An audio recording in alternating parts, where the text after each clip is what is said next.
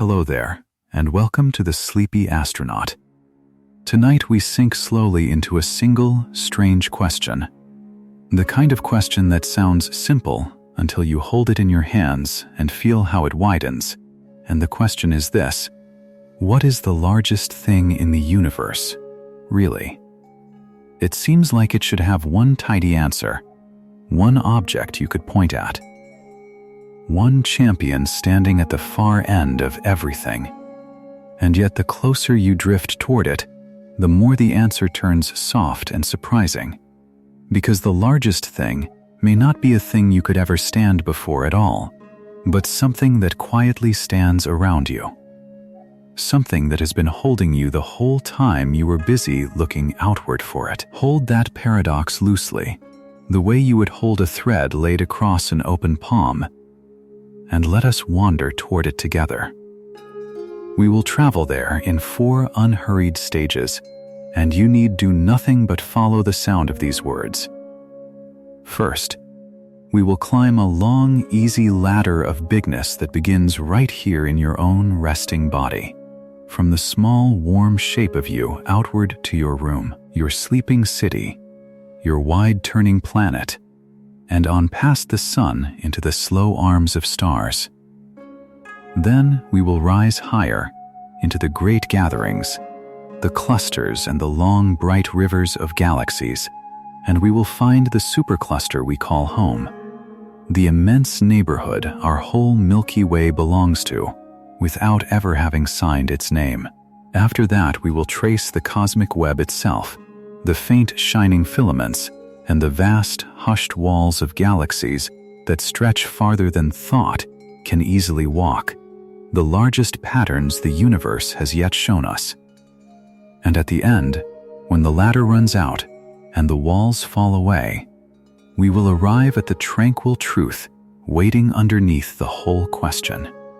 The truth that you do not face the largest thing from outside it, peering in like a stranger at a lit window. You live inside it, already woven through, already belonging. That is the thread I want to lay gently into your hands before we begin, and you can feel it now if you like. Not a thread you grip or chase, but a net of light you are already strung within, a single luminous strand that runs from the cells of your slowing heart, out through the floor, out through the soil and the stone, out past the air and the moon and the patient stars, until it joins the same shining web that holds the farthest galaxies, so that the largest thing in the universe is not something you must reach, but something that reaches, tenderly and from every direction, all the way back to you. If these night journeys help you drift off, a like or a subscribe helps the channel reach others who are also lying awake at this hour, others strung along the very same net of light, looking for a low voice to follow down into sleep. It costs you nothing, and it sends a faint warm thread of welcome out to a stranger in the dark. And then you can set the thought down and forget it entirely, because there is nowhere you need to go and nothing more you need to do. So let the room grow dim around the edges of your hearing. Let the bed take the full, honest weight of you, all of it, every ounce you have been carrying. Let your breath lengthen on its own, slow and low, with no effort at all. Settle in. Let your shoulders ease down from wherever they have been holding. Let's begin. And so you begin where you already are, here in the warm weight of your own resting body, this small, soft country of skin and breath, your chest rising and falling on its own without your asking, your hands open and unhurried, your spine a long, quiet line laid down at last. This is the first rung, the lowest and the dearest, and it asks nothing of you but to be noticed, to be felt, the way you feel the mattress holding you up from underneath, the way you are, in this very moment, being held. Notice how little you have to do to stay where you are. Notice that you do not grip the bed to keep from drifting away. Something larger than effort keeps you, and that is the first thread you can feel between your fingers tonight. A single faint filament running out from your sleepy body into everything beyond it, and you are already strung upon it, already belonging. And now, slowly, the way a balloon lifts when the last sandbag is loosed, you let the body soften, and you rise just one step. To the room around you, the four near walls that have kept their patient watch all evening, the ceiling above you holding back the night, the air in the room warmed by your own slow breathing. You do not leave the body behind so much as let it grow lighter beneath you, and you let the room go too, easily, the way you might set down a cup you have finished with.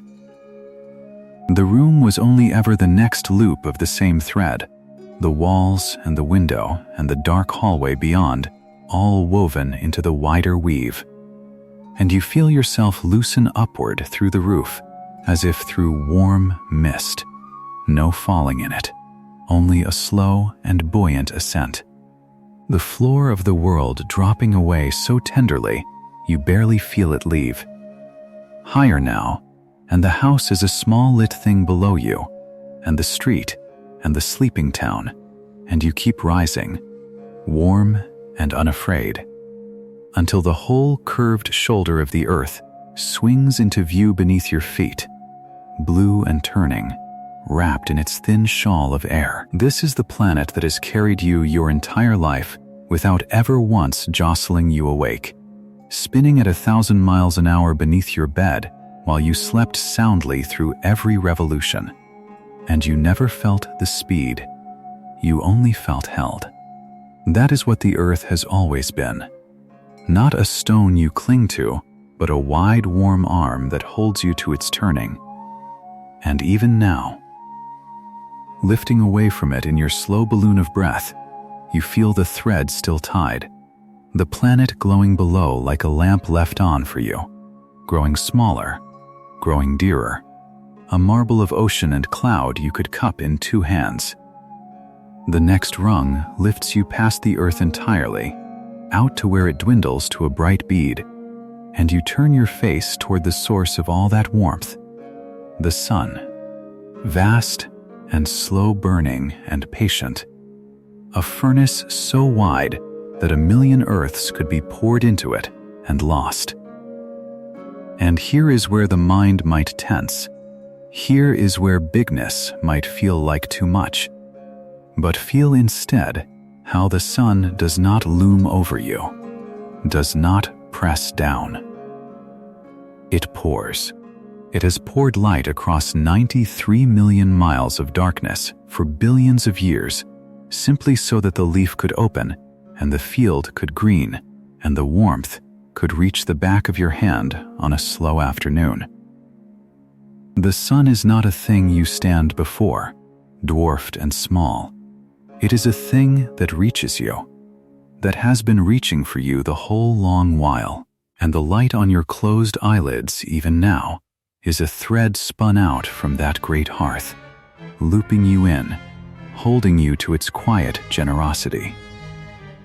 Let the balloon rise again.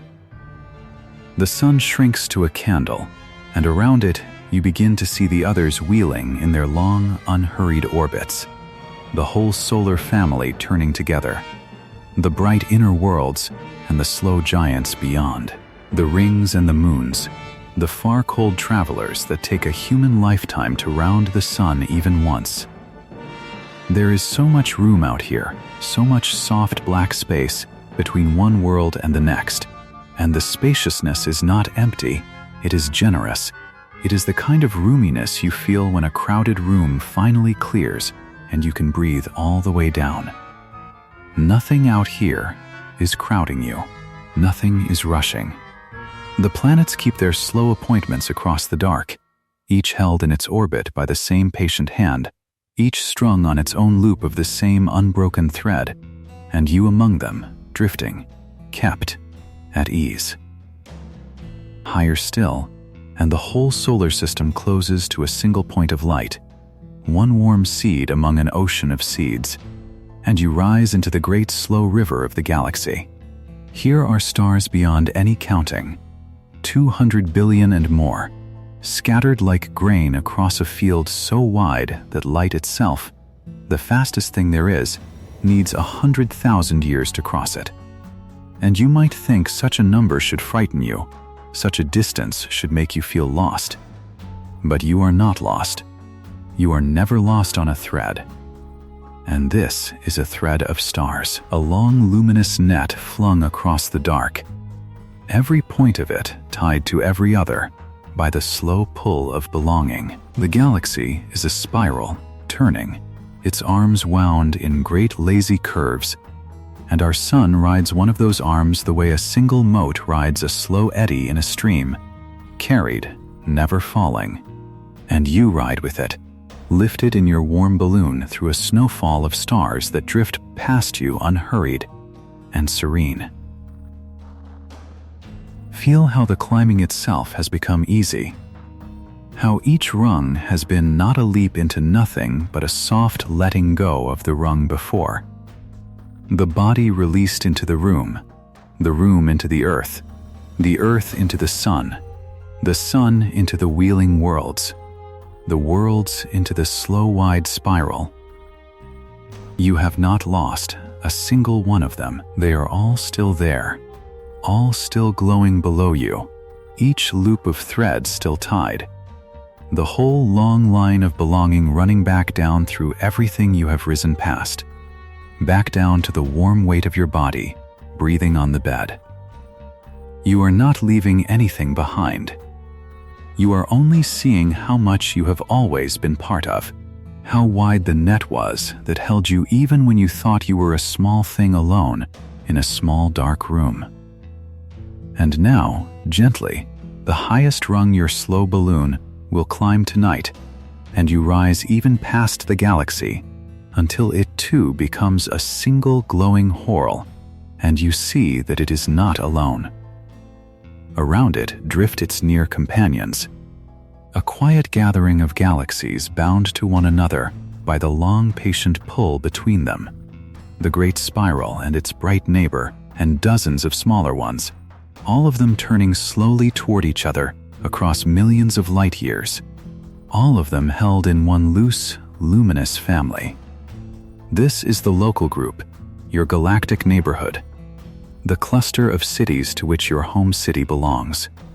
And even at this height, even here where whole galaxies hang like lanterns in the dark, you are still inside the weave, still a knot in the net of light, still belonging. The largest thing was never going to be something you would stand outside of and gaze upon from a safe far distance. It was always going to be something that wrapped around you, something you were already inside, already strung within, a vast warm belonging with no edge and no outside, and no place where you are not held.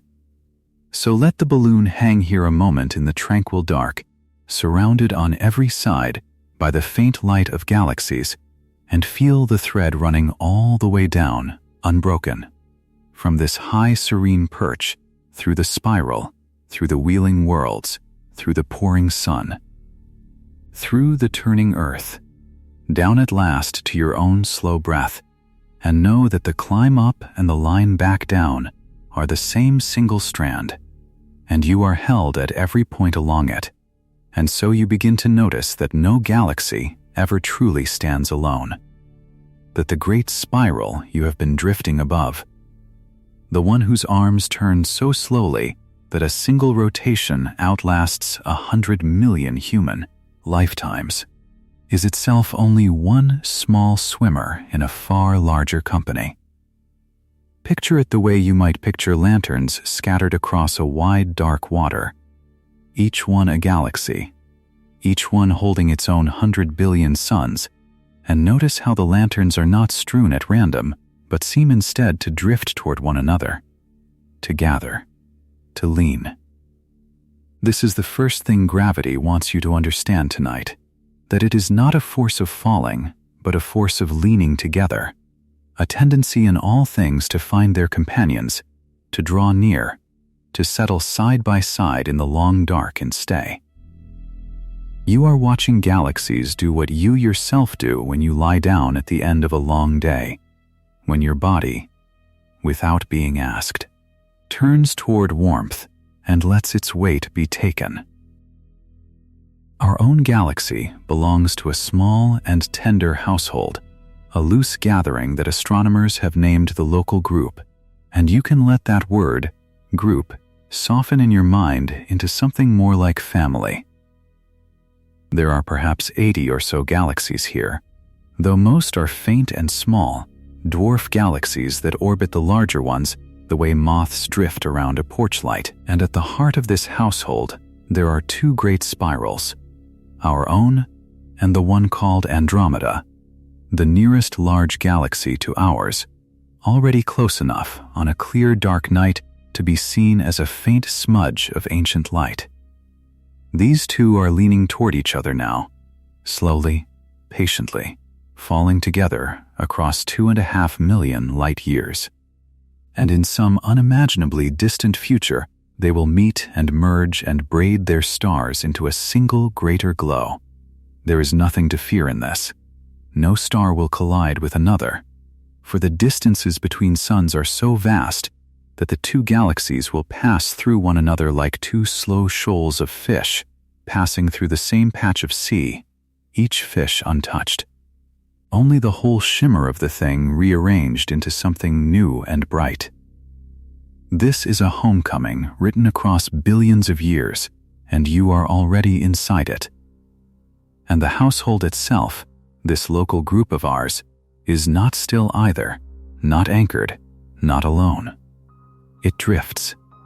The whole gathering of us is being drawn, slowly and surely, toward something larger still, toward an immense swarm of galaxies hanging in the direction of the constellation we call Virgo, a swarm so populous it is named not a group but a cluster, the Great Virgo Cluster, where more than 1,000 galaxies, perhaps as many as 2,000, crowd together in a slow, luminous swarm. Imagine a shoal of silver fish so numerous that the water itself seems to thicken with them, each fish a galaxy, each galaxy a city of suns, all of them turning and drifting in the same wide current, bound to one another by nothing you could ever touch and everything you could ever trust. We are falling toward them. Right now, as you breathe, our entire local group is leaning across 40 or 50 million light years toward that great shoal, drawn by the patient pull of all that gathered mass, and the falling is so unhurried, so serene, that from inside it feels exactly like rest. Let yourself feel how kind this is. Gravity does not grab. Gravity does not seize you the way the word might suggest. Gravity is the most patient thing in all the cosmos, a faint and ceaseless invitation that every massive thing extends to every other. A whisper that says, "Come closer, come nearer, come and belong." It is the reason the lanterns drift toward one another on the dark water, the reason the household holds together, the reason the great shoal in Virgo gathers ever more swimmers into its slow turning. And it is the same whisper, the very same, that holds your sleeping body to the bed beneath you tonight, that keeps you from drifting off the surface of your turning world, that lets you sink into the mattress and be caught. The hand that draws 1,000 galaxies into the Virgo cluster is the hand that holds you down into your own warmth. There is only one such hand, and it has been holding you since before you were born. Now here is the thread you may have felt loosening before, the one worth gathering again into your fingers. You have spent your life imagining that the largest things are the ones you would have to stand before, vast and cold and far away, things that might make you feel small the way a great cliff makes a person feel small, things you would crane your neck to see and never reach. But the largest thing is not like that at all. The largest thing is not something you stand before. It is something that holds you. The clusters and the groups and the long bridges of galaxies between them are not a far country you are exiled from. They are a net, a vast and luminous net of light, and you are not outside it, pressing your face to the glass. You are already strung within it. One bright knot in a weave that runs to the edge of everything. Every galaxy you have watched tonight is a knot in that same net, and the threads that bind them, the invisible filaments of gravity that draw the local group toward Virgo and Virgo toward greater swarms beyond, are the very threads that run through you, that tie you to your bed, to your world, to the slow shoal of all that is. You were never standing before the universe. You were always woven into it. And the weaving is generous. It loses no one. Trace a single filament of that net outward from where you lie, and you would find it running first to the floor beneath you, then to the rock of the planet, then out past the moon and the sun and the long arm of the Milky Way, then on to Andromeda, leaning close, then on again to the great Virgo cluster, gathering its thousands. And it would not stop there, but would carry on, knot to knot to knot, into structures so large they have no edges your eye could find, and at no point along that thread would there be a gap, a break, a place where you were let go. The whole immensity is continuous. The whole immensity is one cloth, and you are not a thread that frays loose at the end, but a thread tied firmly into the weave, held at both ends and everywhere between, belonging completely. When astronomers map these clusters, when they trace the way galaxies pool into groups and groups pool into clusters, and clusters string themselves along vast bright filaments with quiet hollows between, what they are drawing is the shape of belonging itself, the architecture of leaning together, the map of how everything that has mass eventually finds its way home to everything else. So when you hear that our galaxy is drifting toward Virgo, do not hear motion away from anything. Hear arrival. Hear the slow homeward leaning of a small household toward a great gathering. The way a traveler who has been long on a dark road finally sees the lit windows of a house ahead and feels their pace grow easy, their shoulders drop, their breath deepen. That is what the local group is doing as you lie here. That is what we are all doing. Every galaxy in the swarm, every sun in the galaxy, every atom in your slowing body. We are leaning home. We are being drawn, without effort and without fear, toward the warmth of one another, into the great shoal that has room for every swimmer, into the net of light that has held us strung within it from the first faint morning of time. And you, lying still, breathing low, feeling the bed take your weight, are not watching this from the outside. You are it. You are one luminous knot among uncountable others, gathered in, held fast, belonging, and the same patient pull that carries 1,000 galaxies toward their slow bright homecoming is carrying you, just now, down into the deep and welcoming dark of your own rest. Where? And so the question quietly changes shape, the way a thought changes shape as you sink deeper into the pillow. No longer what is the largest thing I could ever see, but what is the largest thing that is already carrying me? And the answer, when it comes, does not stand in front of you like a wall to crane your neck toward. It spreads out beneath and around and through you like water finding its level, like a slow basin that has been gathering you all your life without your needing to lift a single finger. Picture, for a moment, rain, not the storm of it, but the after. The hush when every drop that has fallen begins its patient travel downhill, each one alone at first, sliding off a leaf, threading between stones.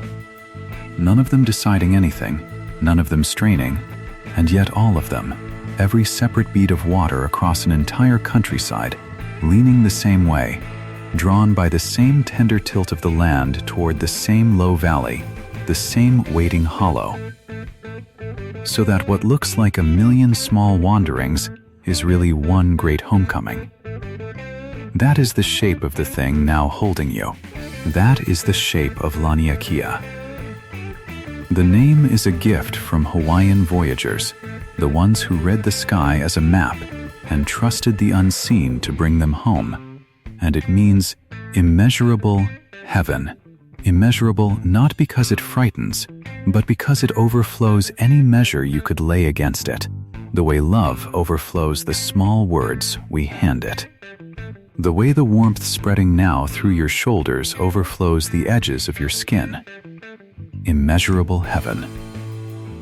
Let those two words settle low in your chest and breathe out slowly, because this is the supercluster you live inside, the home basin our galaxy belongs to. And you have belonged to it from your very first breath, without ever once being asked to hold yourself there, without ever being at risk of falling out. Our Milky Way, with its hundreds of billions of suns, with this one ordinary star we orbit, with this warm blue room of a world where you are lying down to rest, all of it is a single droplet on the vast hillside, sliding, unhurried, toward the valley floor. And the valley is so wide that 100,000 galaxies share its gentle downhill pull, each of them a bead of light easing along the same tilted land, all of them leaning, all of them belonging, all of them being carried home. Here is the part that astronomers found, and it is more soothing than any story they expected to tell.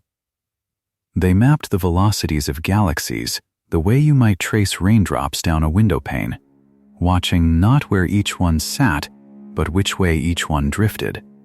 And when they drew every drift as a thin line of flow, the lines did what rainwater does. They combined, they braided, they poured together into channels, and the channels poured into deeper channels, until the whole map revealed a single hidden watershed, an enormous unseen valley toward whose floor all these galaxies are streaming. That floor has a name too, the Great Attractor, though you might think of it more kindly as the still point of the basin, the low place where the water means to gather, the heart of the hollow that has been quietly drawing us inward across distances no footstep could ever cross. And the boundary of Laniakea, the rim of our home watershed, is simply the ridgeline, the place where the land's tilt changes its mind, where droplets on the far side roll away toward some other valley, and droplets on our side, including you, roll home. You live within the rim. You have always lived within the rim. The slope has always run your way. Feel how this turns the old fear inside out. We are taught to picture cosmic distance as a cold falling away, a loneliness of empty miles. But the flow tells a softer truth, because to be inside a watershed is not to be lost in it. It is to be claimed by it, to be held in the same hands that hold every other light, to be one strand in a net of streaming brightness that was strung long before you arrived and will go on shimmering long after. This night is forgotten. You are not adrift on the hillside. You are gathered. The same faint, patient pull that guides a galaxy a billion years across the dark is the very pull that keeps you nested here, in this bed, in this breath, in this warm and ordinary moment, and it asks nothing of you but that you let yourself be carried. Let yourself be carried now. The basin does the holding, you only have to rest. And the rain keeps finding its valley. This is the quiet wonder of it, that nothing has to push. Nothing has to fight the slope. A drop of water does not labor toward the river, it simply yields to the shape of the ground, and in yielding, it arrives. So it is with the galaxies, drifting their slow hundreds of kilometers each second, which sounds like a great speed until you set it against the immeasurable heaven they cross, and then it becomes the most unhurried journey imaginable. A drift so patient it might as well be stillness. A homeward sliding so serene that the galaxies themselves seem to be sleeping as they travel, dreaming their long dream down the tilt of space toward the basin floor. You are part of that drift. The atoms of you, born in the hearts of dying stars, were threaded into this flow before there was an earth to stand on, and they are flowing still, carried in the same current, belonging to the same descent, so that when you breathe out and feel your body grow heavier against the mattress, you are not separate from the great pour of Laniatia. You are simply one more drop settling lower into the valley you were always meant to reach. Think of the net once more, because it is truer than the wall we first imagined. The largest thing in the universe is not a single object you could photograph from the outside, not a boundary you could press your hand against, but a web of flowing lines, a vast filigree of light and motion in which every galaxy is a knot, and every knot is tied to its neighbors by the long faint threads of their shared belonging. You do not stand before this net. You are woven into it. You are one of its luminous knots, strung among countless others, and the threads that hold you are the same threads that hold the most distant light you will ever fail to see with your own eyes, which means the farthest things and the nearest things are bound in one fabric, and you are part of the binding. Nothing in this net is alone. Nothing in this net can fall. The threads were tied before you knew to ask, and they hold you whether you are awake to feel them or sinking, as you are now, into the easy dark behind your eyes. So when the old question comes, what is the largest thing? Really, you can let the answer arrive the way sleep arrives, not as a fact you grasp, but as a softness you sink into. The largest thing is the watershed you cannot see and have never left. The immeasurable heaven whose valley is always pulling you tenderly home. The net of streaming light in which you are already, this very moment, a small and cherished knot. You were never meant to hold it. It was always meant to hold you. And it is holding you now, the whole slow basin of it. Every galaxy a raindrop leaning your way, every thread of flow drawn toward the same low welcoming hollow, all of it carrying you downhill into rest without the smallest effort on your part.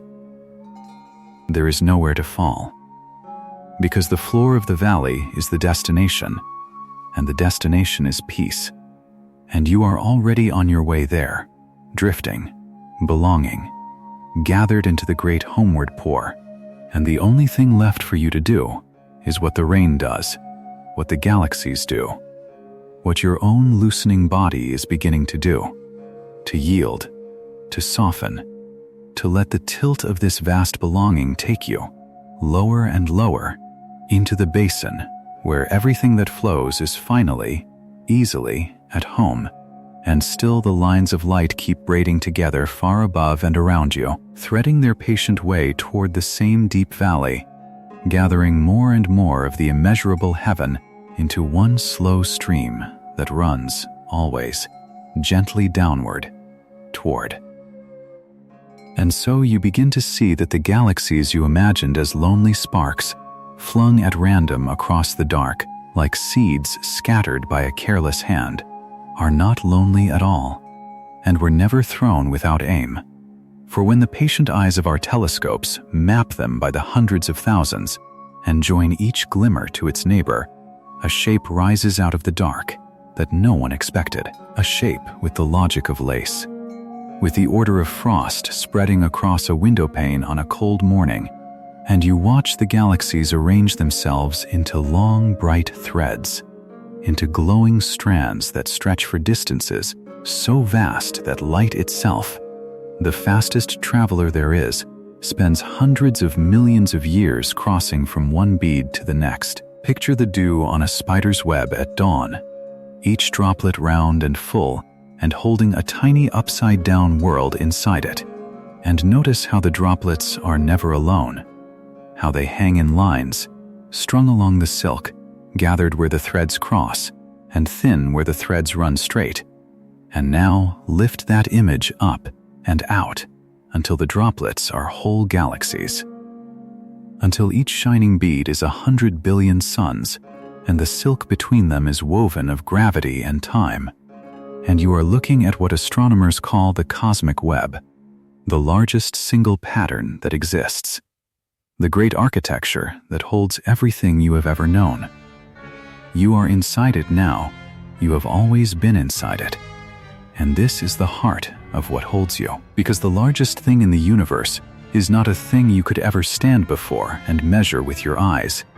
Not a wall or a mountain or a star you crane your neck to see, but a structure so immense that you live within one of its threads, the way a single fleck of light lives within a strand of that morning web, already belonging, already held, already strung into place by a hand far older than your own.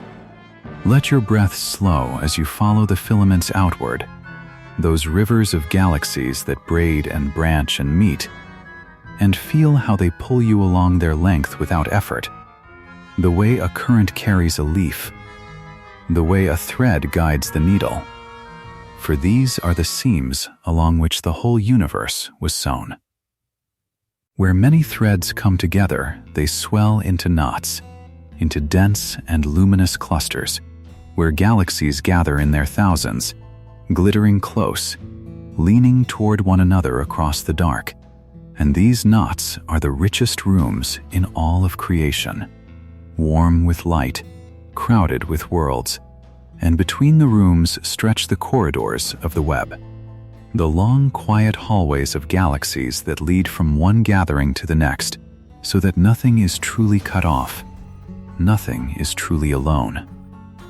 Every island of stars linked to every other by an unbroken line of belonging that you could trace with a fingertip across the whole of the visible sky and never once have to lift it. And here is the part that might have frightened an older version of you, the part you can now let settle softly into place. Because between these glowing threads lie the voids, the great empty rooms of the cosmos, regions so vast and so sparsely filled that a single one could swallow our entire neighborhood of galaxies many times over and barely seem to notice. Once the word void might have tightened something in your chest, might have whispered of absence and of falling, but lie here and let it be reframed. Let it become what it truly is, which is space, which is openness, which is room to breathe. For these are not pits, and they are not mouths. They are simply the wide, tranquil chambers of a house too large to crowd, the airy spaces a great web must leave between its strands, or it would not be a web at all. A spider does not fill her silk with a solid sheet. She leaves the open spaces wide and patient. She lets the wind pass through, and it is exactly those openings that let the web catch the light and hold the dew. Exactly that emptiness that makes the pattern strong and supple instead of brittle. So when you imagine the cosmic voids, do not imagine loss. Imagine the hush between two notes that lets the music be heard. Imagine the dark page that lets the writing show. Imagine the deep, restful pause in your own slowing breath. The easy hollow at the bottom of each exhale where nothing needs to happen and nothing needs to be done. And how did this web come to be? You might wonder as your eyelids grow heavy. How did the threads find their way across such unthinkable distances? And the answer is as soothing as a lullaby. Because long ago, when the whole universe was younger and smaller and warm as new bread, when everything that would ever exist was pressed close together in a softly glowing haze. There were the faintest ripples in that haze, places ever so slightly denser than the rest, hushed swellings no deeper than a whisper. And gravity, the most patient gardener there is, simply waited and pulled and gathered, drawing matter slowly toward the denser places over billions of unhurried years, the way water finds the low ground, the way threads pull taut when you tug them at one end, until those first faint whispers had grown into the mighty filaments you drift along tonight. So the web was not built in a day, and it was not stretched by any hand reaching in from outside. It grew, the way frost grows, the way roots grow, the way a feeling grows in you so slowly you cannot name the moment it began, and every thread you see was once only a tender unevenness in the early light, a soft suggestion of where the galaxies might one day choose to gather, and you, lying here, are the distant grandchild of one of those whispers, made of atoms that long ago answered the same gentle pull and came together into the dense and living place that is your own warm body. Feel that now. Feel how your breath rises and falls in the same slow rhythm that built the cosmos, the gathering and the releasing, the drawing in and the letting go, your chest a small soft echo of the great inhale that pulled the galaxies onto their threads. And if it ever seemed lonely to be one small life on one small world adrift in so much space, let the web answer that worry and carry it away, because to be strung within this pattern is the deepest belonging there is, far deeper than standing on solid ground, for the ground is only a crust on one small bead, while the web is the whole shining net, and you are not balanced precariously upon it. You are woven through it, threaded into it as surely as a single drop of dew is threaded into the silk that holds the dawn. Nothing here is asking you to hold on. The threads hold you.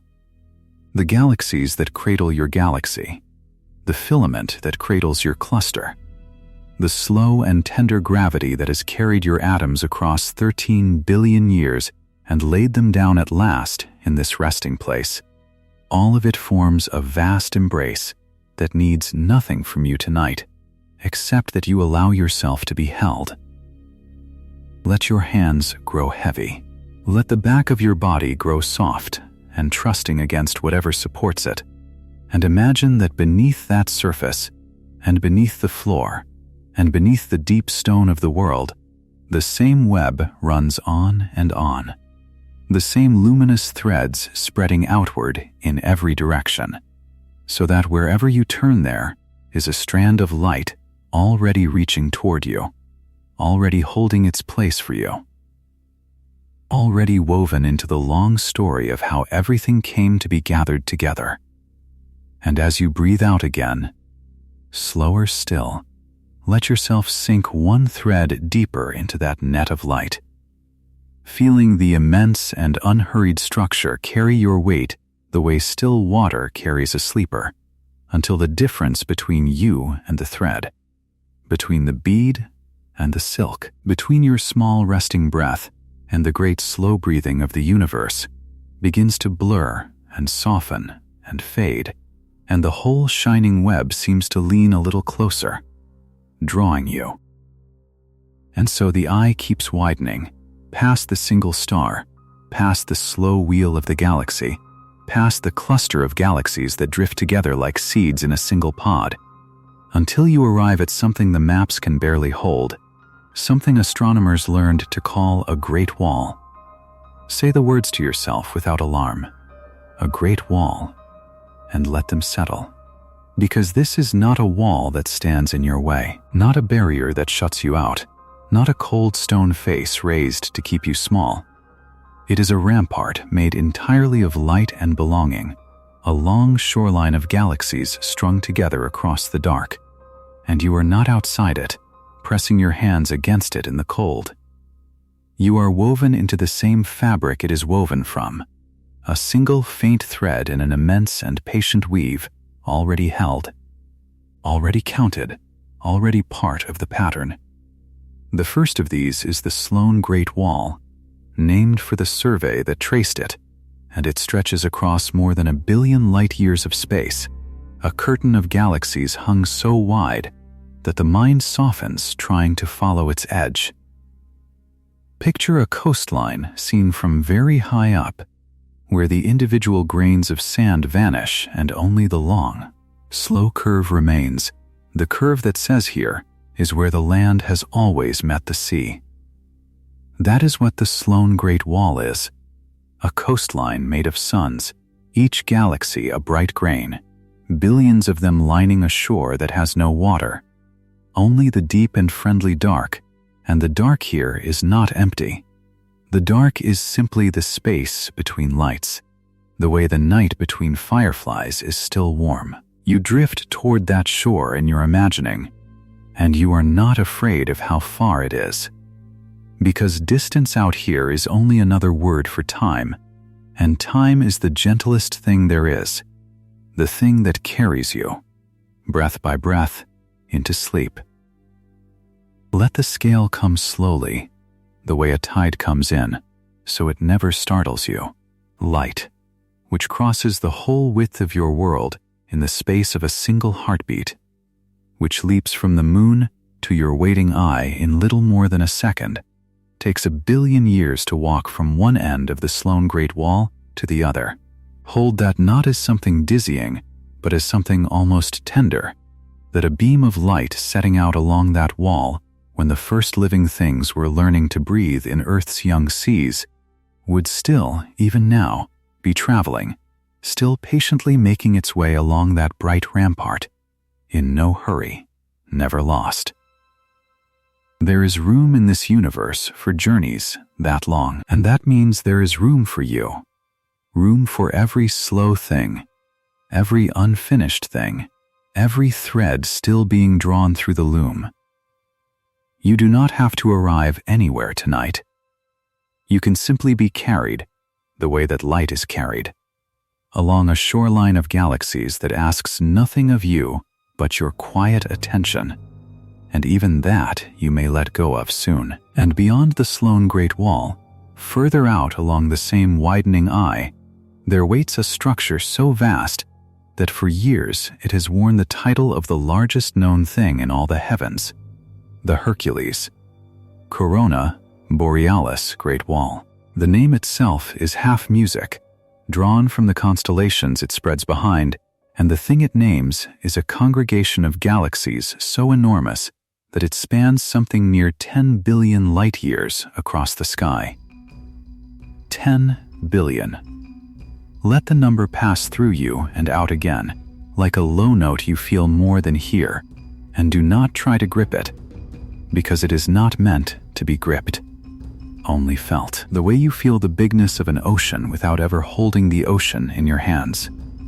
This wall is so wide that light, that swiftest of all travelers, would need most of the present age of the universe to cross it, and still it would never feel itself to be hurrying, never feel itself to be far from home, because everywhere along that wall is home, every galaxy a hearth, every cluster a gathered family of fires. You are looking now at the largest belonging we have ever found, and the strange and lovely truth is that to look at it at all is to be already inside it, already strung upon the same vast net of light, a small bright knot in a webbing that reaches further than the reaching part of you can go. So let hugeness become a horizon instead of a height. A height looms, a height can fall, but a horizon only rests, low and level and far, the line where Earth lies down with sky and agrees to sleep. These great walls are horizons of that kind, immense and unhurried, slow curves at the very rim of everything, and a horizon has never once threatened anyone. It simply waits, and it simply holds the edge of the world in place so the world has a shape to rest within. When you stand on a beach at dusk and watch the horizon, you do not feel crushed by how far it lies. You feel calmed, You feel the largeness of it taking the smallness of your worries and spreading them thin until they thin away to nothing. Let the Hercules, Corona Borealis Great Wall, be a horizon like that, a serene and faraway line of galaxies laid down across the dark, holding the shape of the cosmos so that you, this one warm body breathing in the night, have something steady to be cradled by. The wall is not above you, ready to topple. The wall is around you, the way the rim of a bowl is around the small pool of water it keeps from spilling, and you are the water, easy and level, kept. Think again of the thread, the single thread that you are, and of how a thread alone is so very fine that a breath could carry it away, and yet a thread woven among billions becomes a fabric, strong enough to hold the weight of light across 10 billion years. That is what these walls are. Threads beyond counting drawn into one tapestry, galaxy linked to galaxy by the long invisible filaments of matter that the universe has been spinning since its first morning. You are not asked to be the whole tapestry. You are asked only to be your one strand, drawn through and through, crossing other strands you will never meet, belonging to a pattern far too wide to see, and that is enough. That has always been enough. The weaver does not need each thread to understand the design. The thread only needs to lie where it is laid, easy in the weave, trusting the hands that placed it. So lie where you are laid tonight, trusting the long, quiet hands of all that time and all that space. And feel the immense walls not as something far off that you must somehow reach, but as the loom itself, the frame within which your one small thread is held taut and safe and home. And notice how the fear drains out of the bigness once you stop standing in front of it and start resting inside it. The great walls do not measure you and find you wanting. They do not care how small you are. Because smallness here is not a failing, smallness is only your place in the pattern, your particular shining knot in the net. A drop is not ashamed before the sea. A single note is not afraid of the symphony. A single thread does not tremble at the size of the cloth. It relaxes into it. It lets the cloth carry its weight, and the cloth is glad of the thread. Needs the thread. Would be a little less whole without it. So the universe, with all its billions of light years of galaxies hung in their slow bright walls, is in its own unhurried way glad of you, woven through with you, holding you along that endless serene horizon where light walks for ages and never once feels far from home, and you let your breath go long and low. Drifting deeper into the weave, carried along the shoreline of suns, and the strange thing, the thing that took the longest to believe, is that nobody set out to find it. No one woke one morning and decided to go looking for the largest pattern there is. They were simply counting. They were astronomers with notebooks and tired eyes, sitting at the bottom of long telescopes, asking a smaller question, a humbler one, the kind of question you might turn over yourself as you drift now, your breathing slowing, your shoulders sinking into the warmth beneath you. They wanted to know, only this, how far away the galaxies were. That was all.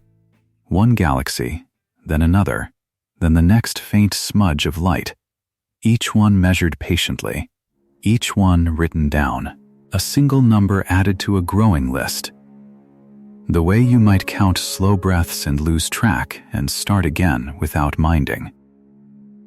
And the trick they used was the light itself. When a galaxy drifts away from us, carried on the slow expansion of everything, its light stretches as it travels, the way a low note stretches longer and deeper when something moves away from you in the dark. The colors slide toward red, toward the warm, restful end of the spectrum, and the more they redden, the farther that galaxy has drifted. and the longer its light has been traveling to reach the quiet of your eye. Redshift, they called it. A reddening that is really a distance that is really a kind of time, every faint dot on the photographic plate a message sent long ago and only now arriving, only now, while you lie here held and unhurried. So they measured the reddening, one galaxy at a time, and turned color into depth, and slowly, night after night, they were not just plotting points on a map, they were building a room. They were learning how deep the dark around you truly goes, and how softly it cradles what floats inside it. Picture them, the early ones, lying awake the way you are almost not awake now, half dreaming over their own data. Picture the long surveys, years of them, where the work was simply to point the instrument at a patch of sky, gather the trickle of ancient light, find the redshift, write the distance, and move the telescope a hair's width over to do it again. It is repetitive work, drowsy work, the astronomer's version of counting, and there is a tenderness in imagining it. All those people through all those decades, each adding one more thread to a tapestry none of them could yet see whole. Because that is what they were doing, though they did not know it. Each measured galaxy was a single bright stitch, a knot of light tied into a fabric far too large for any one night, any one life, any one pair of eyes to take in. They were weaving, and the loom was the whole sky, and the pattern would only show itself when enough threads had been laid down beside one another. For a long while, they expected nothing in particular. The reasonable guess, the comfortable guess, was that galaxies would be sprinkled more or less evenly through space, scattered like grains across a still surface, here one and there one. No clumps, no gaps, just an easy uniform haze going on and on. That is what the mathematics of an early, smooth universe seemed to promise. So as the numbers came in, as the distances stacked up, they half expected the chart to fill in like an even mist, a soft static of dots with no shape to it, restful in its sameness. And you can feel how that expectation would lull a person, how you might plot point after point believing you already knew the answer, your hand moving on its own, your mind beginning to wander towards sleep. But the mist did not come. Slowly, almost shyly, something else began to surface on the charts. The dots were not spread evenly at all. They gathered. They drew together into long, bright filaments and clustered into knots, and between those bright places opened wide, rounded hollows where almost no galaxy lay, enormous, quiet bubbles of nearly nothing, vast and dark and serene. The astronomers leaned closer over their plots, and where they had braced for an even scatter, a hidden lacework was rising into view. A delicate web of light strung around immense empty rooms, like frost spreading its branching feathers across a cold window while you sleep, like sea foam holding its bubbles, like the inside of a bone, all struts and spaces. It had been there the whole time. It had always been there. They had simply not yet laid down enough threads to see that the threads made a shape. Imagine the hush of that, the slow dawning of it, the particular piece of a person who had been counting in the dark and looks up to find the counting, has drawn a picture. There was no single shout, no one bright instant. It came the way understanding comes to you at the edge of sleep, gradually, then all at once, a softening of the whole mind as the pieces settle into place, and the worry of not knowing simply dissolves. They began to give the empty places names, to call the great hollows voids, to call the bright filaments walls, and to speak, almost tenderly, of a cosmic web, because that is what it looked like on the page, a web, a net, a vast lace knit out of every galaxy there is. And the galaxies were not scattered after all. They were strung. They were held. They lay along the threads of something far larger than themselves, something that had been holding them in its weave since long before anyone thought to look. And here is the part to let sink all the way down, the part to carry with you as you go under. This web, this lacework of galaxies and the dark rooms between them, is the largest thing the patient counting ever found. The filaments run for hundreds of millions of light years, ropes of galaxies laid end to end, and they meet at great glowing crossings and stretch around hollows so wide the mind cannot pace them. It is the largest structure there is, and it is not a thing that stands somewhere off in the distance for you to crane up at and feel small beside. It is not a wall you face. It is the weave you are inside of. You are not looking at the net of light. You are one of the bright knots within it, strung along a thread you never chose and never have to hold, carried in a pattern that was holding you before you knew its name. So when those drowsy astronomers, lying awake over their plates, finally saw the lacework appear, what they had really discovered was a kind of belonging written into the largest scale of everything. They thought they were mapping distances. They were mapping the shape of how things hold together. Every galaxy a stitch, every filament a strand, every void a wide, restful space inside the same single fabric, and the fabric continuous, unbroken, going on past where any survey has yet reached. The emptiness they charted is not a frightening emptiness. The voids are not where things have gone missing. They are the open rooms of the structure, the breathing spaces in the weave, as necessary to the pattern as the rests between notes, as the slow pauses between your own breaths, the dark giving the light its shape, the spaces letting the threads be threads. It took so many people, so many quiet nights, to learn this one thing, that the universe is not a scatter, but a web. Not a crowd of strangers, but a single, strung together whole. They learned it the slow way, the only way, one redshift at a time, one galaxy at a time, lying awake and wondering, and writing it down, until the wondering itself became the map. And now you have it, handed across all those years, the gift of their tiredness and their patience, the knowledge that the very largest thing is not above you or beyond you, but around you and beneath you.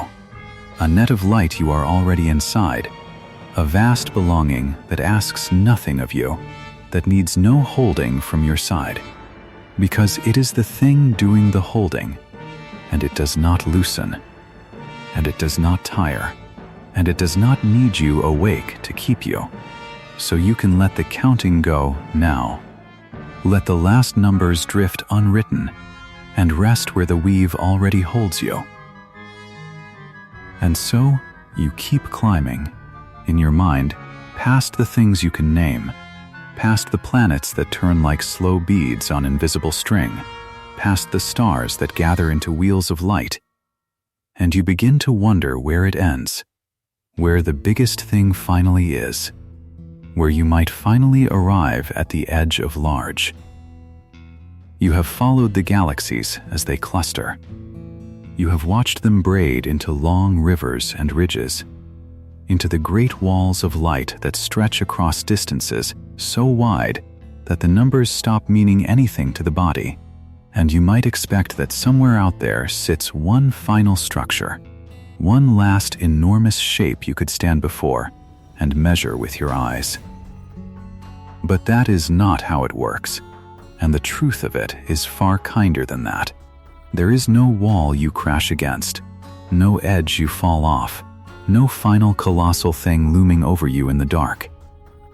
Instead, as you rise through scale after scale, something tender happens to the very idea of bigness. The structures loosen, The patterns thin. The bright filaments that once threaded everything together begin to spread apart and fade, and the cosmos, taken whole, smooths itself into something even, something the same in every direction, something that no longer has a shape because it has become the shape of everything at once. This is what scientists mean when they speak of the end of structure, and it is one of the most peaceful facts there is. At small scales, the universe is lumpy and busy, clotted into stars and clouds and clusters, knotted by gravity into shapes that pull on one another, that gather, that hold. But as you zoom out, and further out still, those lumps dissolve into a faint, even glow, the way a beach seen from far enough above stops being grains and becomes a single soft band of gold. There is a scale, vast beyond imagining, where you could draw a box anywhere in the cosmos and find roughly the same amount of light, the same scattering of galaxies, the same hush of matter spread thin, and at that scale the universe stops having parts. It simply is. The astronomers have a tender phrase for this: the end of greatness. The scale beyond which nothing stands out as larger than anything else. The place where the very notion of a biggest thing quietly lays itself down to rest.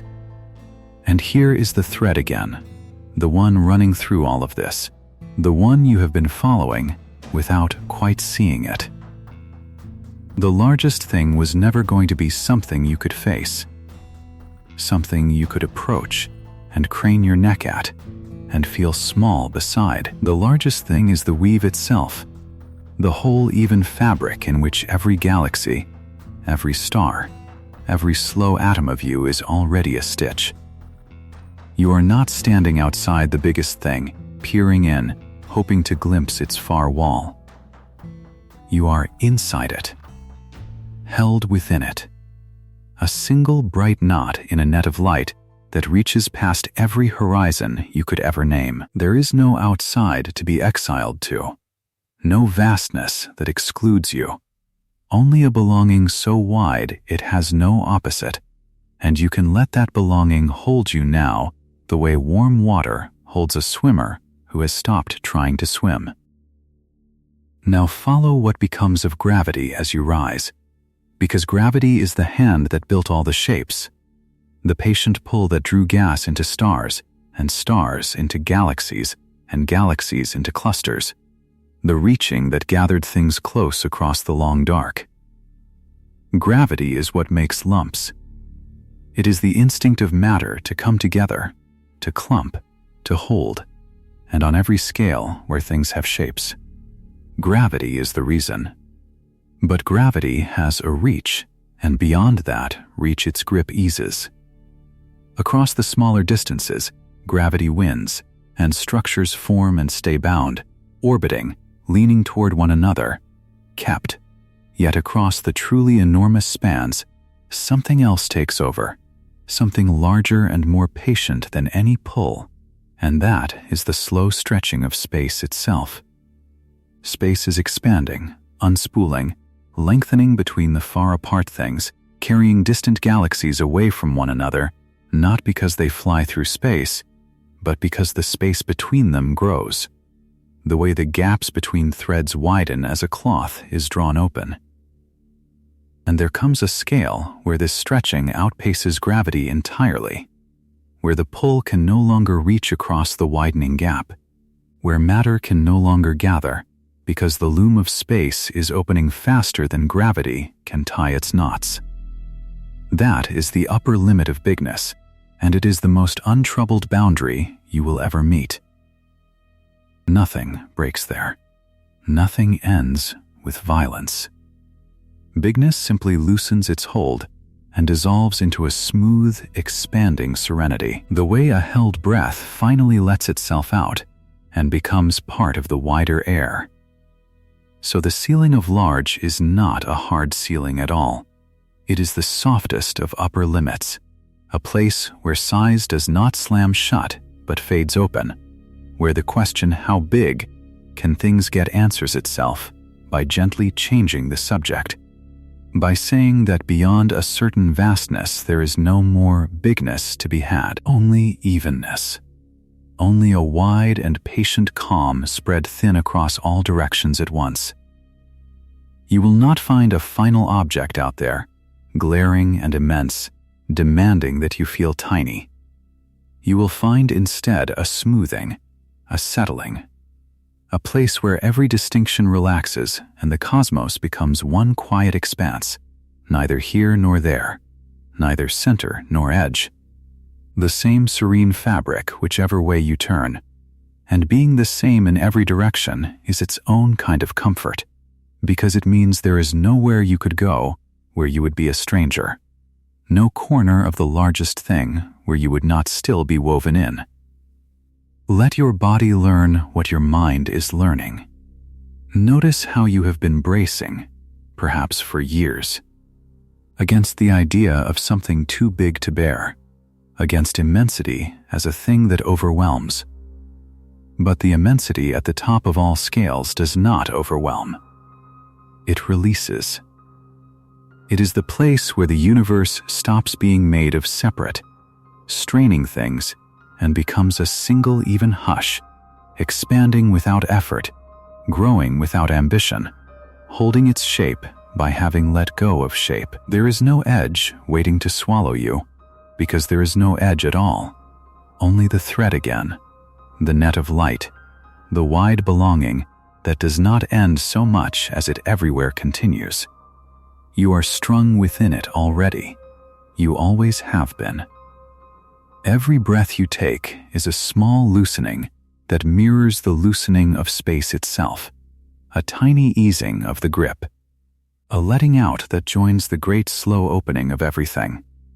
And as the structures blur and the gravity eases and the stretching takes over, as bigness dissolves into that even and tranquil expanse, you can feel your own edges doing the same, softening, spreading thin. No longer a hard outline pressed against the dark, but a part of the smooth glow that fills all of it. You do not have to hold yourself together so tightly here. The largest thing does that for you. The largest thing is not above you or beyond you, not a height to be reached or a wall to be measured, but the patient weave that has been carrying you all along, the low and steady belonging into which every distant galaxy and every slow heartbeat is sewn. And as you rest in it now, as you let the question of how big slide into the deeper truth of how held, you can feel the threads around you loosen just enough to cradle, just enough to carry, just enough to let you sink a little further down toward sleep. And so you let the question loosen its grip, the question of what the largest thing could be. Because the answer is not a wall you walk toward, not a mountain you must crane your neck to see the top of, but something far more forgiving, something that has been around you the whole while you wondered. The largest thing is not in front of you. It is beneath you and above you and threaded clean through you, like a single luminous filament you have always been resting upon without knowing its name. And now, slowly, you let yourself feel it. You let yourself be carried. Imagine that you are drifting, weightless, along one bright strand of the great web that the universe is woven from. Astronomers have found this shape, this true and tender architecture of everything, and they call it the cosmic web, though the word web sounds almost too small for it. Picture instead long rivers of light, immense glowing threads of galaxies strung across the dark, and between those threads, vast rooms of quiet space, opening on either side of you like the slow halls of a house too large to ever feel its walls. You float down the middle of one shining filament. You do not push. You do not paddle. The thread carries you the way a slow current carries a leaf, the way breath carries you in and out without your asking, and you simply go where it goes. Easy, unhurried, held. On either side of you, the great dark rooms drift past. And they are not empty in the way emptiness once frightened you.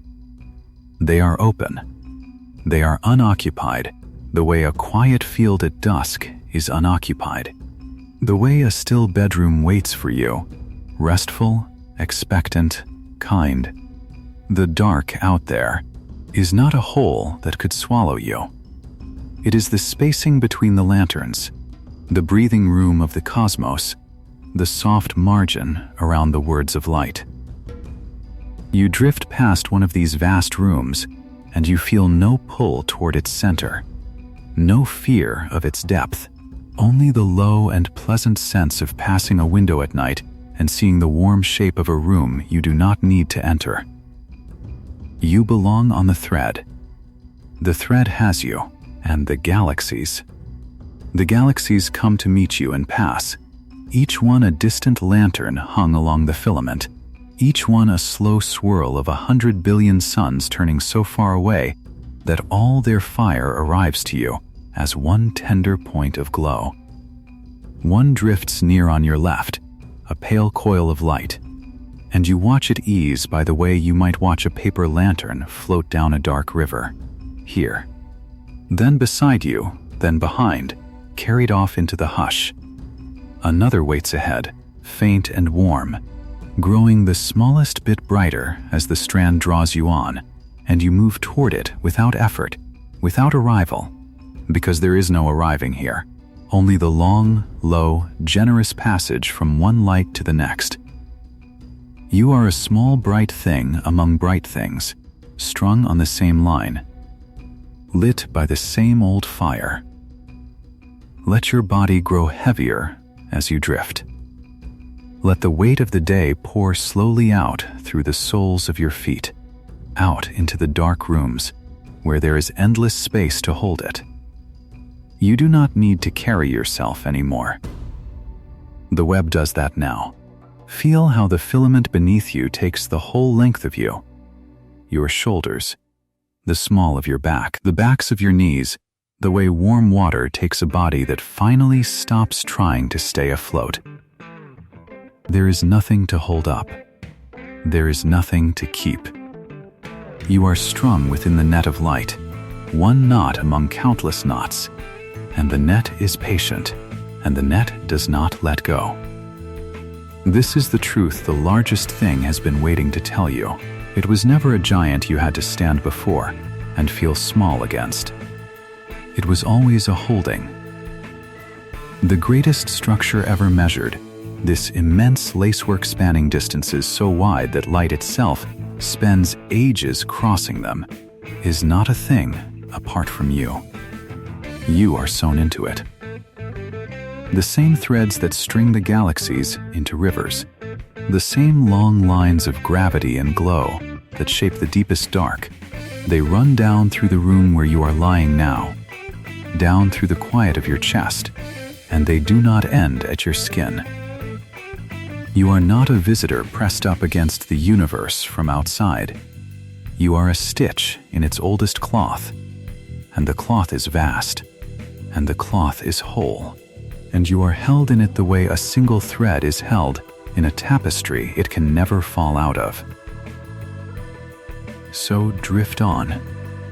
The strand turns, faint and slow, and you turn with it, and another of the great rooms opens beside you, darker and deeper than the last, and still you are unafraid.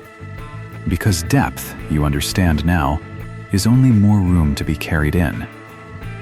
The dark is not below you. There is no below.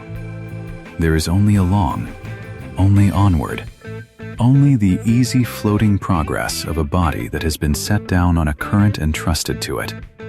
A far lantern brightens, a near one dims. The space between them breathes, and you breathe with it, slow in, slow out, your breath one more soft tide in a universe full of tides, your small light keeping time with the larger lights, all of you strung on the one long thread, all of you carried. Feel now how little there is to do. You have spent so much of your life as something that must move itself, that must reach and grasp and arrive, and here, on the filament, all of that quietly falls away. You are not the swimmer. You are not the climber. You are the one who is carried. And being carried asks nothing of you, asks only that you let your hands open, that you let your jaw unclench, that you let the long muscles down the back of your neck grow heavy and warm, and finally, blessedly idle. The net holds you in the dark, the way the dark holds the lanterns, the way the page holds the words, the way the deep hours of the night hold the sleeping shape of you, asking nothing, keeping you safe, letting you rest. And the immensity of it, the sheer unthinkable size of this largest thing, no longer presses on your mind, because you are not standing outside it trying to take its measure. You are inside its measure. You are part of what makes it so large. Every distant galaxy you drift past adds its faint light to the same web that cradles you, and so the bigness out there is not a bigness against you. It is a bigness on your side, a vastness enlisted in your keeping, a great patient structure whose only quiet task, just now, is to carry one small drifting traveler softly through the dark and toward sleep. The more there is of it, the more there is to hold you. The wider the web, the surer the thread beneath your weight. Let the lanterns blur. Let the rooms grow dim at their edges. You do not need to see them sharply anymore. It is enough to know they are there, hung all around you on the lines of light, near ones and far ones, lit ones and old burnt low ones, the whole drifting company of the cosmos keeping you company without a single word. You float on. The filament hums faintly beneath you, low as a remembered lullaby, low as the sound of your own slow blood, and it carries you past one more lantern, and one more dark serene room, and one more, and you are not counting now. You are only going, only being taken gently onward, a thread within the thread, a light within the net, held by the largest thing there is, and held so easily that you barely feel the holding, only the warmth of it, only the weightlessness. Only the long and lantern lit drift through the deep and welcoming dark, where nothing wants anything from you, where the web has you, where you are carried and carried and carried still, and so you let the number drift past you, the one that says the largest structures span billions of light years, because numbers like that are not meant to be grasped, only leaned into. The way you lean into water and find it carries you.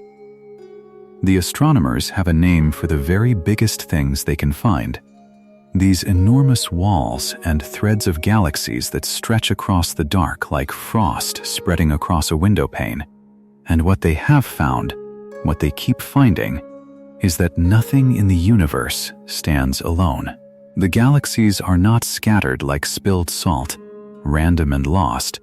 They are gathered, drawn together along faint glowing filaments, vast bridges of light and quiet matter that link one cluster to the next, and the next, and the next, until the whole sky becomes a single connected thing, a web so wide that light itself takes ages to cross even one of its strands.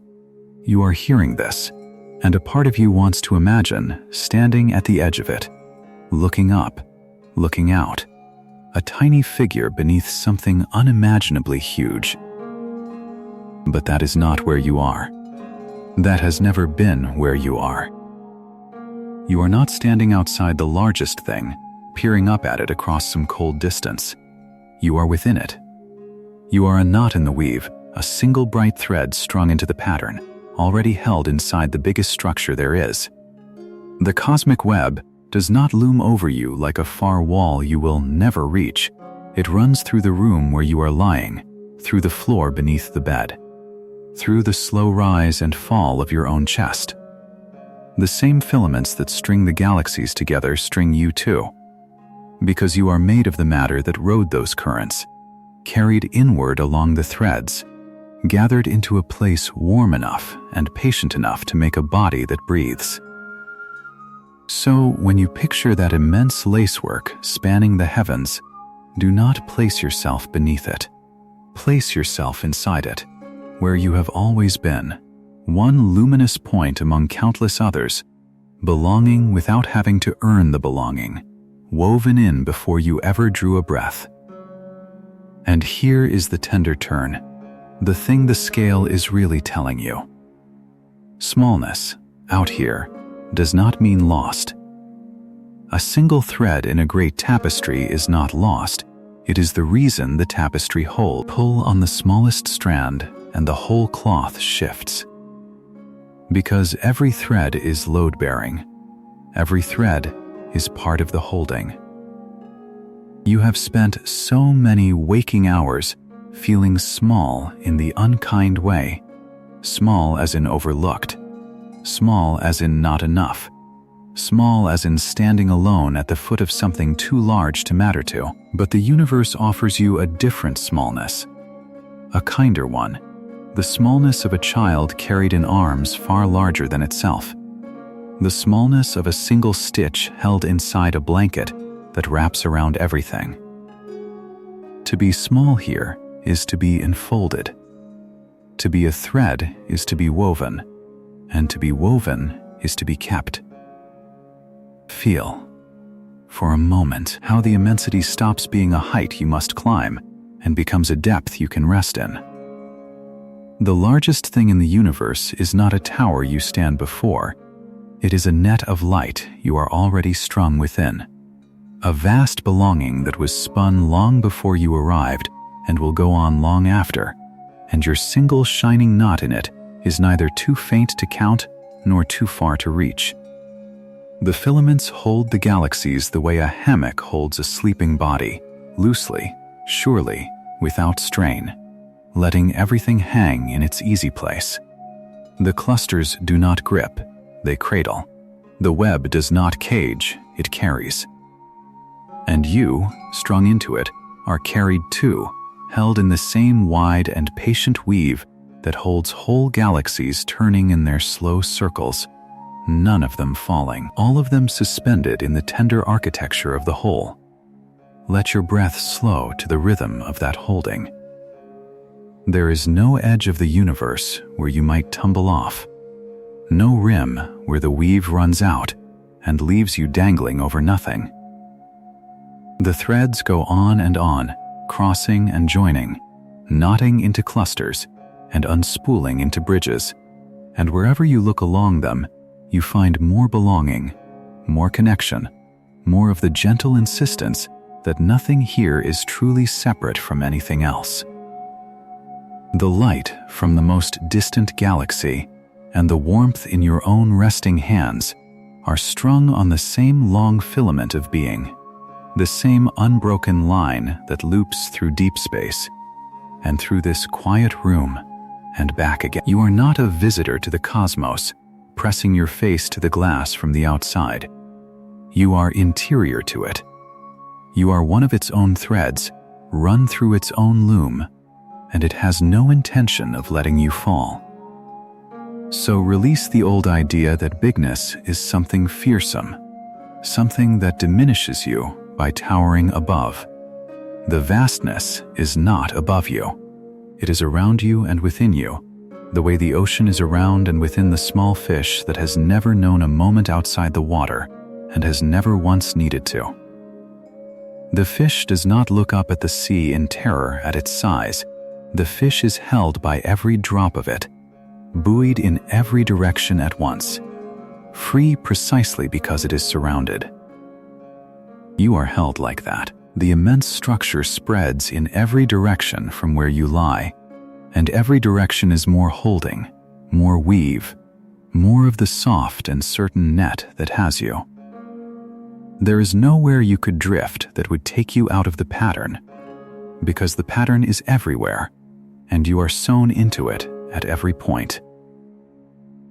Think of how a single thread, on its own, seems so thin it might be nothing, easy to break, easy to lose between the fingers. But laid into the cloth, crossed by 1,000 others, that same thread becomes unbreakable, becomes essential, becomes part of a strength far greater than itself could ever hold alone. This is the gift the great web hands you in the dark. Alone, you are a thin, bright filament, easily tired, easily frightened. Woven, you are part of the largest and most enduring thing that has ever existed, and its endurance is yours to lean on now, tonight, as your shoulders sink and your jaw loosens and the long muscles of your back finally let the bed take their weight. The weave is taking your weight too. It has been taking it all along. And notice how the fear of immensity was really only ever the fear of being outside it, of facing something enormous as a stranger faces a locked door. But there is no door here, and you are no stranger. You were spun from the same starlight that strings the galaxies. The iron in your blood and the calcium in your bones rode those very filaments inward, traveling the threads to arrive in you. So that the universe is not something you observe from a distance, but something you are made of, something that is, in this small, warm room, briefly awake as you, briefly breathing as you, briefly resting as you. The largest thing there is does not ask you to measure up to it. It only asks you to settle back into the place you already occupy within it, the place that was always yours, the bright knot in the endless lace that no other thread could fill. Let the bigness become a blanket. Let the distances become depths to sink into, rather than gulfs to cross. Let the slow turning of the galaxies become a lullaby of motion so vast and so unhurried that your own small turning toward sleep falls perfectly into step with it. One more thread easing into the weave. One more point of light dimming softly as it is held. You are not lost in the largest thing. You are kept by it. You are strung within it, belonging completely, and there is nothing left for you to reach for, because you are already entirely woven in, and the weave is carrying you down now, thread by tender thread, into rest, and so you drift a little further out, past the bright familiar clutter of nearby stars, into a place where the very idea of size begins to soften and stretch, where the things you meet are no longer points of light, but presences, slow and luminous, spread so wide across the dark that to call them objects almost undersells them. Out here floats a single galaxy, an ordinary spiral not so unlike your own, and from its hidden heart, from the deep still center, where a great dark mass turns and turns, two ribbons of light reach outward in opposite directions. Two jets of glowing matter flung from the core at speeds your body could never feel. Threads of plasma unspooling into the void. Picture them as the longest threads ever drawn, two filaments of the same patient weave that runs through everything. And let the picture stay easy in your mind, nothing rushing, nothing demanding, just two arms of soft fire reaching across distances so vast that light itself, the fastest traveler there is, takes millions of years to walk from one tip to the other.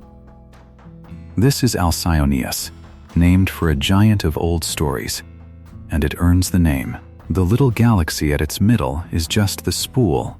The real wonder is the span, the enormous reach of those two glowing lobes, a single connected thing measuring some 16 million light-years from end to end.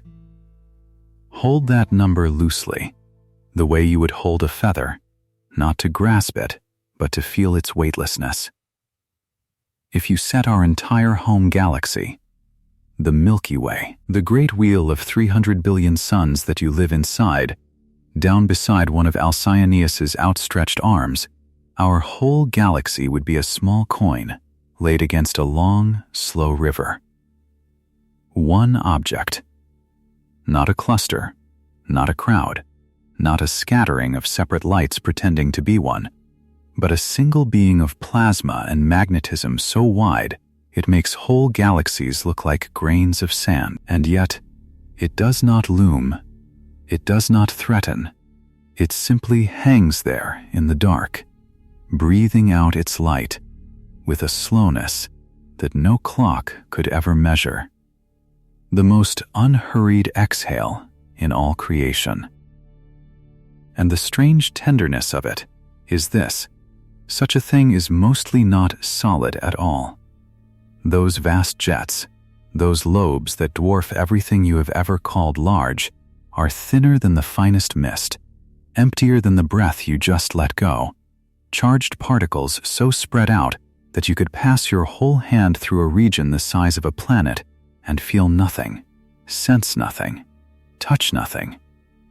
The largest single object near you is also among the gentlest, a giant made almost entirely of room, of openness, of patient quiet space, glowing not because it is dense, but because it is alive with slow energy, humming at frequencies your eyes will never see, singing in radio light, a low song too faint and too deep for any ear, a lullaby pitched below all hearing that has been playing, unbroken, for longer than there have been creatures to sleep beneath it.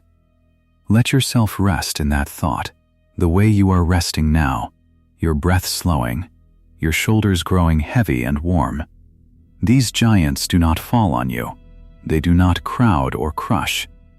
They are the opposite of a weight upon the chest. They are spaciousness made visible. And the more you look at them, the lighter you become, because you understand at last that bigness, true bigness, is not a thing that presses down. It is a thing that opens out. It is room enough for everything, room enough for you. Drift on, and other giants come into view. Not jets this time, but clouds, immense and serene, vast nebulae of glowing gas, where the light spreads through hydrogen and oxygen and the slow chemistry of beginnings. Some of these single clouds stretch across hundreds of light years, tender canyons of color lit from within by newborn stars, and inside them everything is in the middle of becoming, nothing finished, nothing required to be finished. There are pillars of cool dust taller than the imagination, slow towers where gravity is gathering matter into the first warm knots of future suns, and the whole great cloud glows the soft red of safety, the color of light through closed eyelids, the color of warmth held close. You could fall asleep inside such a cloud and never once feel small, because it would surround you the way water surrounds a swimmer who has stopped fighting and learned at last to float. And here is the quiet truth that threads all of this together. The truth this whole long drift has been carrying toward you like a single strand of light pulled patiently through the dark. The largest thing in the universe is not something you stand before, craning your neck, made tiny by its height. It is not a wall, not a cliff, not a far shore you will never reach. The largest thing is something that holds you. It is the net you are already strung within, a wide and luminous belonging that was woven long before you arrived and will go on humming long after. Every giant you have met tonight, every jet of plasma, every glowing river of gas, every slow lobe of radio song is a knot in that same net, and the threads run on between them, invisible, unbroken, reaching from the heart of Alcyonius through the dark and on toward you, so that you are not watching the universe from some lonely edge of it. You are inside the weave. You are one of its knots. The same light that is taking 16 million years to cross a single giant is, in its own slow way, reaching toward you too. And you are caught in it the way a dewdrop is caught in a web at dawn, held without effort, held without fear, simply held. So when the giants pass beneath you, when Alcyonius turns its long arms in the dark and the great gas clouds glow their tender red, feel the thread that connects you to each of them. That slender shining line of belonging that says you are not separate. You were never separate. You are strung into the largest thing there is, and it is carrying you. Your breath grows slower still. The number 16 million dissolves into something that no longer needs to be counted, the way the day dissolves into night, the way thought dissolves into sleep. You do not have to understand the giant to belong to it. You do not have to measure the net to be safely caught in it. You only have to let yourself be held, to loosen your grip the way the plasma loosens into mist, to spread out and grow light, and let the long, low radio lullaby reach you across all that patient distance. And as you drift, the very emptiness between these giants reveals itself not as loss but as generosity, as room made ready, the dark spaces simply the loom on which all this light is strung. The void does not swallow the giants, it cradles them, gives them somewhere to be vast, somewhere to reach, and it cradles you the same way, this enormous tender room, holding the radio galaxy and the glowing cloud and your own slow-breathing body in one continuous, unbroken weave, every knot connected to every other knot by a thread you cannot see but can almost feel now, here in the heaviness of your limbs and the slowing of your breath. A faint, warm certainty that you are part of something so large it can only be described as belonging, and that this belonging asks nothing of you tonight except that you rest and keep drifting. And let the net of light hold what it has always held, and the longer you watch, the more you notice that nothing in the universe was ever built all at once. Nothing was poured into place finished and complete. But everything you can name was gathered, slowly, patiently, the way a river gathers itself from 1,000 quiet trickles long before it ever learns to be a river.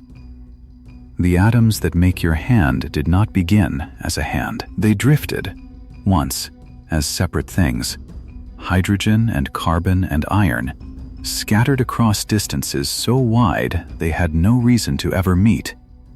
And yet they met, drawn together by the faint and faithful pull that everything has for everything else, until they settled into the warm and breathing arrangement that is you. Lying here, listening. Hell, and this is the secret the universe keeps repeating to itself at every size. The large is only the small, gathered. The vast is only the near, multiplied.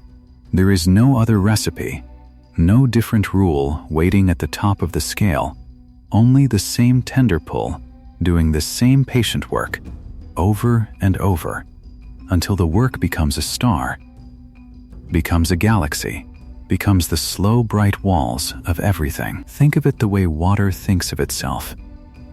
A single drop is almost nothing, a trembling bead you could not even feel land on your skin, and yet drops find drops, and pools find pools, and somewhere far from here the same simple wanting that joined 2 drops has joined whole oceans, and oceans of oceans, until the bigness is staggering and the cause of it is humble, the cause of it is small.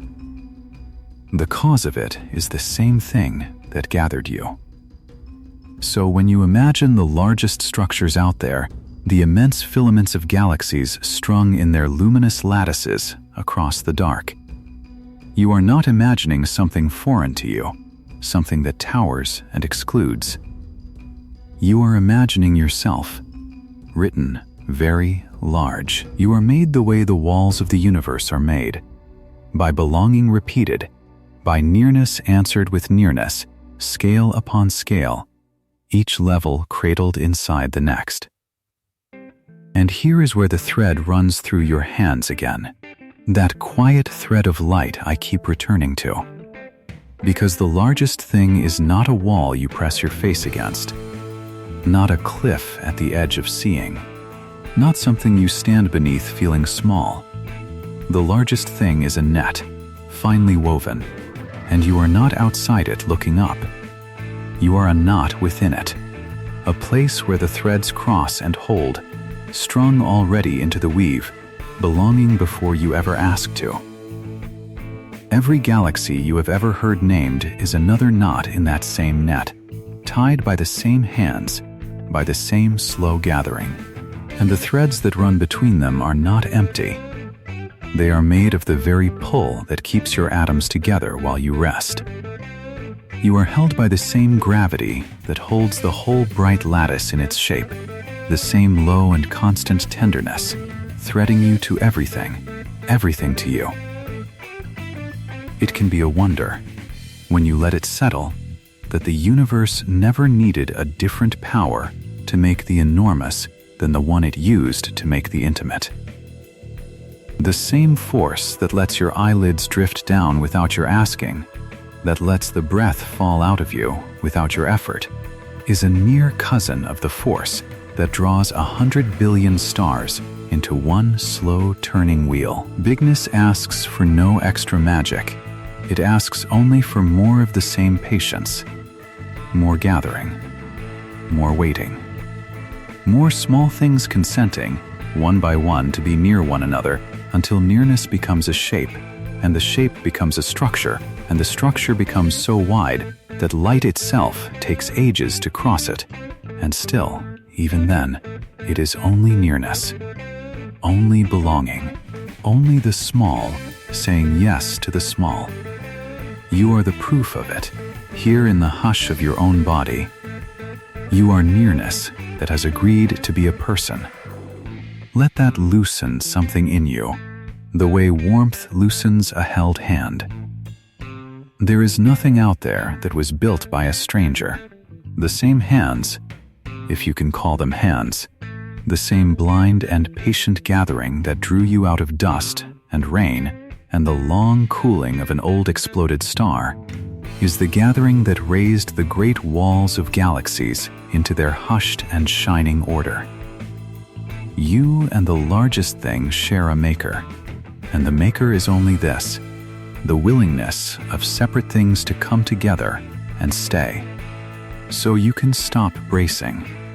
You can stop holding yourself apart from the immensity, as though it were something to be guarded against. It is not above you. It is the long version of you. It is what you look like when you are told across billions of years and billions of miles the same story, only slower, only wider, only more. Feel, now, how that belonging settles down through your body, beginning at the crown of your head, where the smallest tension can hide, and moving down, unhurried, the way the pull moves through everything, drawing it home. Let your forehead smooth. Let the place between your brows, where you carry the day's small arithmetic, go loose and unbothered. Let your jaw unclench, the teeth parting just slightly, the tongue resting low and easy in your mouth. You are a knot in the net of light, and a knot does not have to strain to stay tied. It is held by the threads on every side. So you can let your shoulders drop away from your ears, can let them sink toward the surface beneath you, heavy and welcomed, no longer lifting, no longer keeping. Let the weight move down through your arms, down through the long bones, into the wrists, into the palms, into the fingertips that are made of gathered atoms and nothing more. The same atoms the stars are made of, resting now, finished with their gripping. Feel your chest rise, slow, and fall, slower, each breath a small tide, a near echo of the great tides that move whole oceans, the same gathering at a size you can hold. There is no part of you that the universe makes differently than it makes itself. You breathe the way the galaxies turn, patiently, without watching, without needing to. Let it sink lower. Let your belly soften, the breath reaching it now, rising and easing, rising and easing. Let your hips grow heavy. Let them give their weight entirely to whatever holds you, the way the stars give their weight to the net that strings them. You are not falling. You were never falling. You are settling into the place that was always shaped to receive you, the knot finding its rest in the weave. Let the heaviness spill down through your thighs, warm and slow, down past your knees, loosening, down through your shins, your ankles, into the soles of your feet, until even your toes let go of the long habit of holding. And as the weight pools at the very ends of you, feel how the whole of you has become a single quiet thing, gathered, the way the largest things are gathered, out of countless smaller stillnesses agreeing to be one. The thread of light runs through you still, runs on past you into the dark that is not empty, only full of more of the same belonging, more knots, more nearness, more of the patient yes that made you.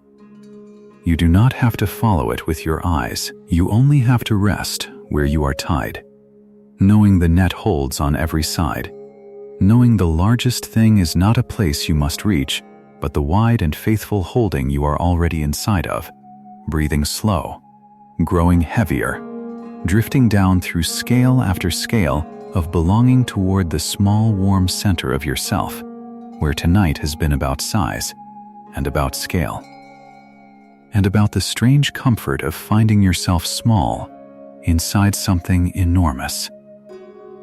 Tonight has been about superclusters and the long rivers of galaxies that pour across the dark, about the great wall of light called Hercules Corona Borealis, about the filaments and the bridges and the slow web that strings every bright thing to every other bright thing. Tonight has been about asking what the largest thing in the universe really is, and arriving, without effort, at an answer that asks nothing of you in return. You went looking for something to stand before, something you might crane your neck toward, something that would loom.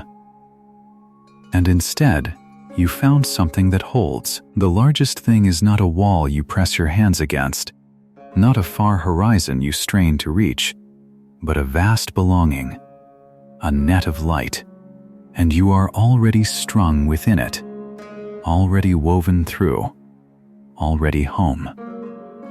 Let yourself rest there, in that quiet correction. The cosmic web is not a thing apart from you. It is the same web. The atoms that thread your blood were spun in the furnaces of stars that lived along these very filaments, carried outward on slow tides of light, settled here into the warm shape that is breathing now beneath the blanket. So when you imagine that immense lattice spanning hundreds of millions of light years, do not imagine yourself outside of it, looking in. Imagine the single thread that runs from the most distant galaxy, through the dark, through the dust, through the long patient years, all the way to the small bright knot of you. You are not adrift in the largest thing. You are a stitch in it. You are tied in. You belong, you belong, you belong. And none of this needs anything from you tonight. The galaxies will keep their slow turning, whether or not you watch. The filaments will hold their shape, whether or not you understand them. The great web will go on stringing light to light to light across the unhurried dark, and it will do all of this without asking you to hold any of it up, without needing your attention, without needing your worry, without needing anything at all. You do not have to keep the universe in place. You do not have to keep yourself in place. The thread that holds you was tied long before you arrived, and it will not come loose while you sleep. So you can set it all down now. You can let your hands go open. You can let the holding be done for you. Feel how the immensity, which once might have seemed cold, is only the size of a thing big enough to carry you. Feel how the emptiness between the stars is not a hunger, but a softness, a wide, tranquil room with plenty of space for one tired body to settle. Feel how the dark is not the absence of something, but the presence of rest, the deep, low hush in which everything that shines is allowed, at last, to be still. There is so much room out there. There is so much room for you. The largest thing in the universe made space for you long ago, and it is keeping that space warm. When this is over, there will be another quiet exploration waiting on the screen. Another slow journey out into the serene reaches, ready when you are. You do not need to reach for it. You do not need to choose it. Let it begin on its own. Let it find you the way the light from those far galaxies finds you, unhurried, uninvited, simply arriving. If you drift before it starts, that is the whole point of it. Let the next one play to the empty room and to the dreaming you, a faint companion humming on, while the thread holds and the web carries, and you go on resting inside the largest thing there is. And if some small bright thought surfaces before you sink all the way down, you might wonder this, easily, without urgency, when you picture that net of light, that vast belonging that holds you. What does it feel like to know you were never standing outside of it? You can leave that wondering wherever you like. You can let it dissolve. There are no answers required tonight, only the soft fact of being held, only the slow truth of being woven in. So let the wondering go now, and come back into the body, this near and gentle place. Feel the weight of you settling deeper into the bed, sinking a little further with every slow breath out, as though you are being lowered, tenderly, along your own thread, down into something that has been waiting to receive you. Feel your shoulders loosen. Feel them ease away from your ears. Feel the small distance between your eyebrows go smooth and untroubled. Feel your jaw unclench, your tongue rest low and easy in your mouth, the hush of your own breathing slowing, lengthening, growing faint. Feel your hands grow heavy, your fingers uncurl, the long muscles of your legs go loose and warm beneath the covers. There is nothing left to do. There is nowhere left to go. You are already arrived. You are already strung within it, already carried, already home. Let the breath grow slower still. In, and the whole web breathes in with you. Out, and the light along the filaments dims by the smallest measure. A tide going out, a long, low tone fading. You are sinking now, drifting now, loosening now. Each word from here a little softer than the last, each one a stitch tied looser, until the thread itself goes slack, and you are simply floating in the dark that holds you.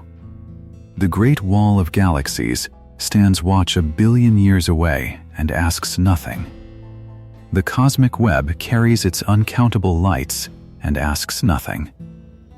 The largest thing in the universe holds you the way the night holds the sleeping, completely, patiently, without a single condition, and it asks nothing, nothing, nothing of you now.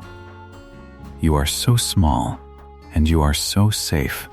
You are one warm point of light among the countless, tied into the whole of it, belonging utterly.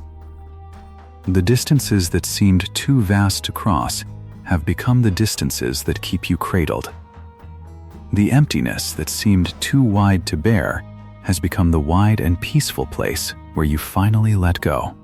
And the thread, that single thread that runs from the farthest star to the quiet weight of you here in the dark, holds steady, holds true, holds you, while everything else goes loose and dim and slow. There is nothing more to reach for. There is nothing more to understand. The web will hold its shape.